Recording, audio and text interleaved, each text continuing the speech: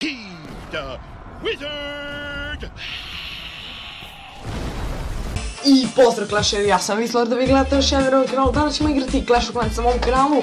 I ljudi, danas ćemo pokazivati današnji Clan War, to jest Clan War koji je počeo u oko 12 sati. Krenut ćemo, znači, pokazat ću vam par raidova. Za početak gledat ćemo moj, solidan raid. Malo sam se zeznuo, ali raid je bio uglavnom dobar. Znači, krenuo sam, kao što možete vidjeti odavde, da bih izvukao zmaja iz Clan Castle-a. Naravno, tu sam postavio sve arčere, 5 arčera sam ponovno da bih mogao da izbacim te likove iz Clan Castle-a, ne te likove, da bih izbacio Dragona. Kao što možemo vidjeti, izašao je Dragon.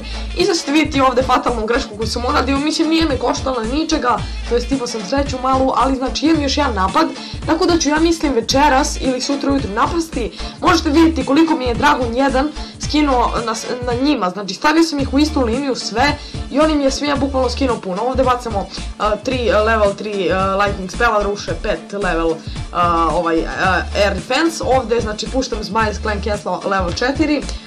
Također znači ovdje Kinga puštam da bih čistio stvari okolo i to je otprilike lagano napad ide. Što se tiče ovog air defense, on mi je uništio, ja mislim, jednog Dragona samo, što je bilo onako sasvim ok, ali tu su, znači, nije bio maksa, nije bio uopšte ni blizu max Town Hall 7, ni zid, nema ni 1/4, tako da solidan napad, mislim, nije nešto savršeno odrađen, ali je uglavnom jako cool. Što se tiče ostalih stvari, znači uskoro želim da pravim jedan novogodišnji giveaway, sad vidjet ćemo da li će to biti, na primjer, neka gift kartica, Amazon ili, na primjer, Google Play kartica. Znate ono što možete kupiti igricu na Google Play ili kupiti gemove za Clash of Clans ili kupite, nemam pojma, Balloons td. Fights, znači želet ću uskoro da počnem, napišite mi dole u komentarima da li želite da počnem da snimam Balloons td. Fights ili tako nešto. Znači tu sam jako dobar, mislim imam oko 74 pobjede i 72 poraza, što je onako sasvim solidno. Počeo sam da igram u subotu, sad je ponedjeljak, ok. Evo ga, mogli ste da vidite taj raid, znači bio onako solidan, znači uništili smo sve 3 zvezdice, što je sasvim ok, i to je taj raid. Pokazat ću vam sada još jedan raid, pošto imamo toliko vremena.